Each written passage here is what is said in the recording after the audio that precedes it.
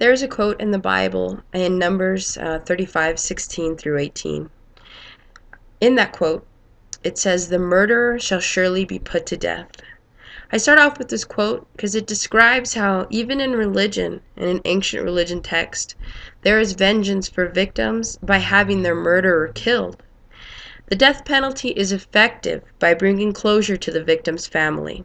The death penalty also saves the lives of people who could have been future victims and aids as a deterrent to crime. Going back to the closure for victim's family, if the family gets to see that no one else suffers the same fate as them.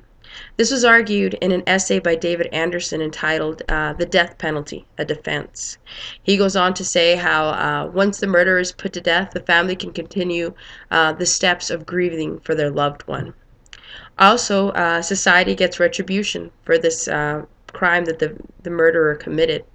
According to an article written by Steve Huntley entitled "Death Penalty is a Valid Retribution," this may be one of the strongest points that society holds for allowing the death penalty to continue in our country. And although the murderer may have taken life away from a victim, if they are put to death, they will never harm anyone else. See, the death penalty saves lives, as contrary as it may sound. Murderers that are put on death row cannot be released back into society and harm others. Ornelas argues this point very well in her article, "Death Penalty Arguments, Deterrent or Revenge." On the contrary, if we were to put somebody to serve life in prison, how are we to know that they won't commit murder against another inmate or even a correctional officer? Those are some of the risks that you take by putting someone on a life sentence and not immediately sentence them to death row. In addition to saving potential victims' lives, the threat of facing the death penalty may actually even save the life of the would-be murderer. The death penalty, like I said, is a crime deterrent. One of the major factors, or how it really deters those that may commit a crime, is it falls on the one kind of savage fear that we have. Everybody fears death. Kathy Gill describes this in her pros and cons of the death penalty article. It's one of the things that is kind of held above our heads is our own life. If we were to be put in a life or death situation, everything kind of gets thrown into a different perspective, and that's kind of where the death penalty takes its most of its weight from. One of the things that Mulhausen describes in his article, "Death Penalty Deters Crime and Saves Lives," he discusses how a shorter wait on death row may actually increase deterrence.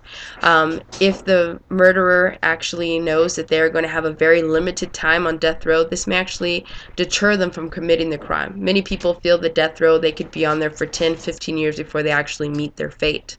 If this was a swifter process, many would not commit the crime itself. And this is for premeditated murderers. The death penalty ensures that we have order in our society by enforcing consequences on those that disrupt our order. This is a vital tool that is used by the justice system that guarantees that those that take a life will have to pay with their own. There has to be a punishment for the crime. And if some have to die in order for others to be for the others' lives to be vindicated, then that's the way it must be in order for society to keep the control.